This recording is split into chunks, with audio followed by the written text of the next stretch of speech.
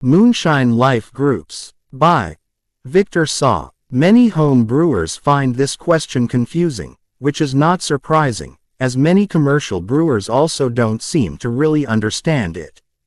It is important to think of the must as two separate operations: the conversion of solid malted barley into a liquid extract and the recovery of the sweet must from the grains used.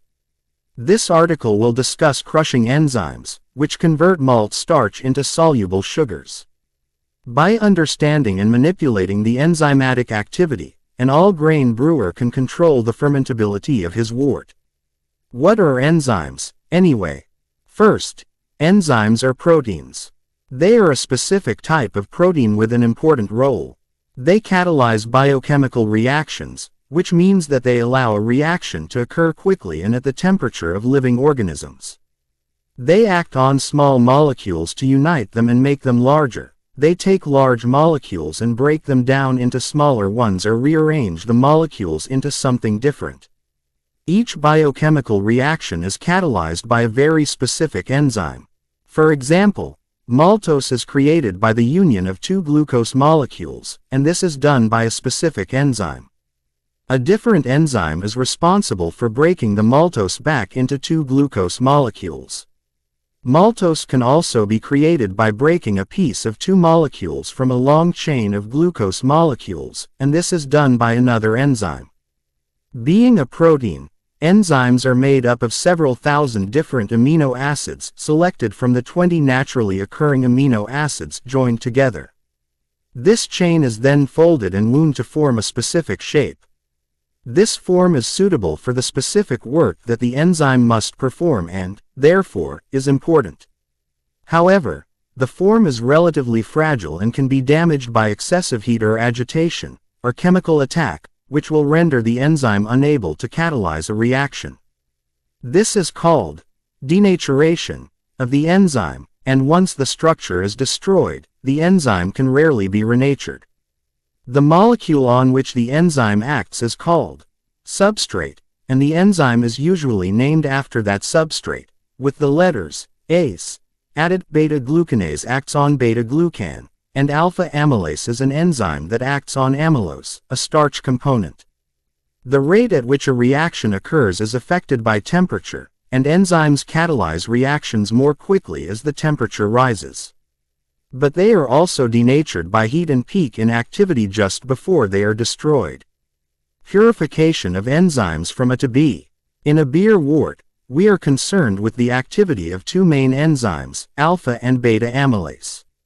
Alpha amylase is the enzyme responsible for breaking large, complex and insoluble starch molecules into smaller, soluble molecules. It is stable in hot, aqueous musts and will convert starch into soluble sugars in a temperature range of 63 to 70 degrees Celsius, 145 to 158 degrees Fahrenheit. Requires calcium as a cofactor. Beta amylase is the other enzyme in the mash capable of breaking down starch. Through its action, it is the enzyme responsible for creating large amounts of fermentable sugar. It breaks down starch systematically to produce maltose. Beta amylase is active between 131 and 149 degrees Fahrenheit, 55 and 65 degrees Celsius. But, like all enzymes, its activity peaks, decreases, and then drops off sharply as the temperature rises. The rate also depends on the amount of enzyme present. It takes time for all enzymes to be destroyed, but what is still intact works very quickly. Thus, as the temperature of the mash approaches 149 degrees Fahrenheit, 65 degrees Celsius, beta amylase is operating at its fastest rate, but it is also being denatured. This may seem trivial, but at these higher temperatures, denaturation is so fast that the enzyme disappears in less than 5 minutes. In addition, in a craft beer puree tank, where the grain can be poured into very hot water, exposure to very high heat for a few seconds before the mixture becomes homogeneous can work to destroy the fragile enzymes. This means that, in a practical sense, the manipulation of beta amylase activity can be used to control wort fermentability. If the wort rests At a temperature that favors the action of beta amylase, a greater proportion of the sugars extracted from the malt will be maltose and, therefore, the wort will prove to be more fermentable. In my commercial breweries, I found that changing the mash temperature from 149 to 156 degrees Fahrenheit, 65 to 69 degrees Celsius, increased the beer's terminal gravity from 1008 to 1014. This is a significant difference. What these enzymes do. Both enzymes act in consortium to degrade barley starch and produce a variety of sugars present in the must.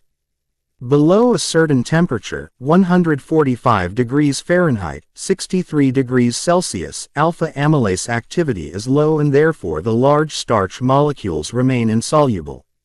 Above a certain temperature, 149 degrees Fahrenheit, 65 degrees Celsius, beta amylase is significantly denatured, limiting the amount of fermentable sugars that can be extracted into the wort. This leaves a small window where the brewer can operate and influence the types of sugars that end up in the wort. A lower temperature results in a wort that is more fermentable, but may yield slightly less, while a higher temperature will yield less fermentability, but greater efficiency of the extract. The thickness of the wort has a similar, though less dramatic, influence on yield and fermentability. A thicker mash offers protection to the most fragile enzyme, beta amylase, and thus increases fermentability, while a thinner and more watery mash favors a higher extract. After these enzymes acted on the barley starch in the puree tank, we are left with the must that contains about 15% of simple sweet sugars like glucose, fructose and sucrose. Most of them were present in the malt in the first place and simply dissolved in the wort. We also get larger pieces of the original starch molecule known as dextrins, 20 to 35%, which popular belief would have contributed to the mouthfeel. They are probably not a major contributor to this perception in beer, however, but can be quickly attacked by amylases in the mouth to produce glucose and therefore a sweet taste. The remaining extract is maltose and a little bit of maltotriosis, and since the primary source of maltose is the action of beta amylase, it is clear how important it is to control the activity of this enzyme in a mixture.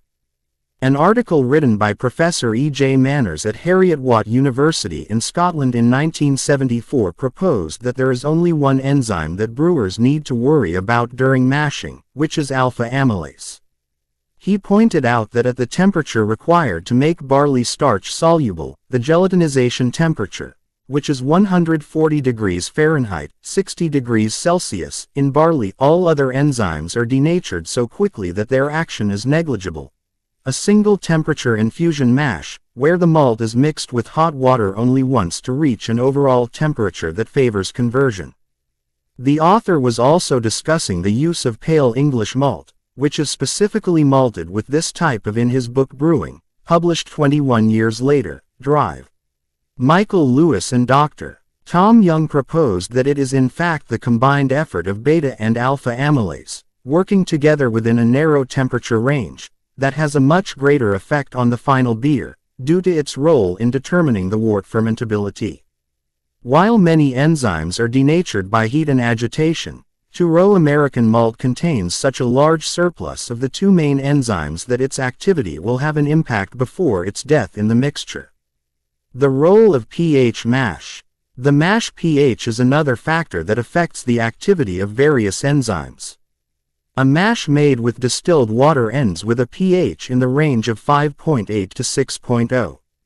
The presence of sufficient calcium ions in the water causes the pH of the mash to fall in the range of 5.5 to 5.6. Additional calcium ions can reduce the pH to 5.2, where we are in ideal conditions for the two main enzymes in the mash.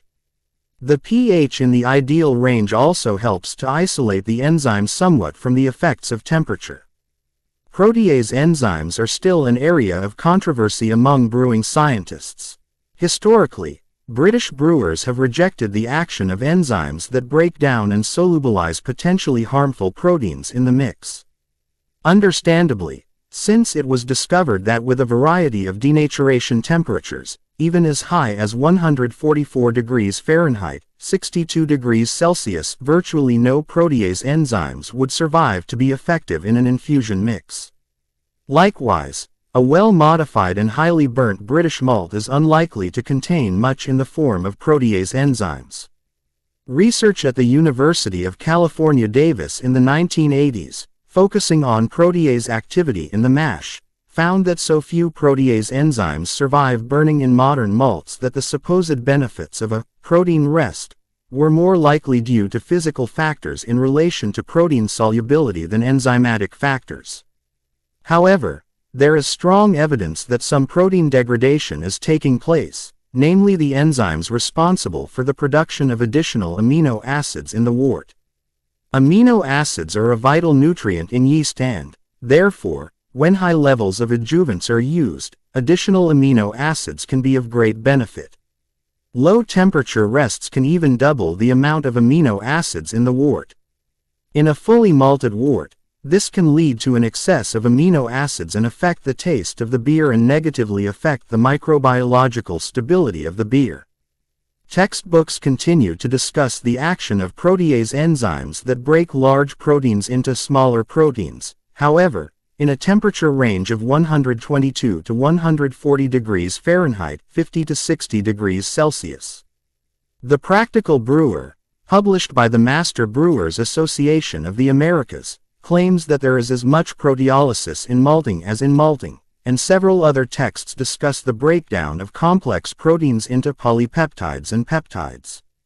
The largest soluble breakdown products of the large barley proteins are responsible for increasing the foam and fullness of the palate and causing turbidity, while the smaller ones provide yeast nutrition.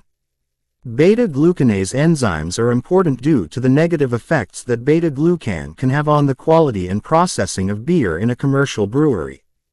Beta-glucan is a pasty carbohydrate and can dramatically increase the viscosity of must and beer.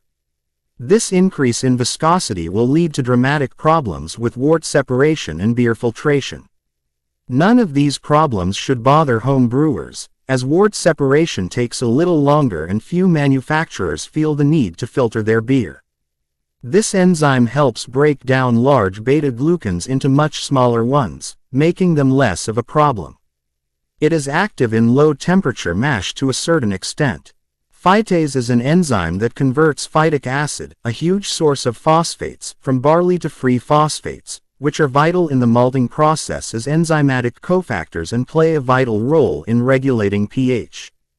It is almost completely denatured by burning in a modern malt, but in an extremely submodified and slightly burnt malt, and using a decoction system, this enzyme can be a factor in aligning the pH of the mash.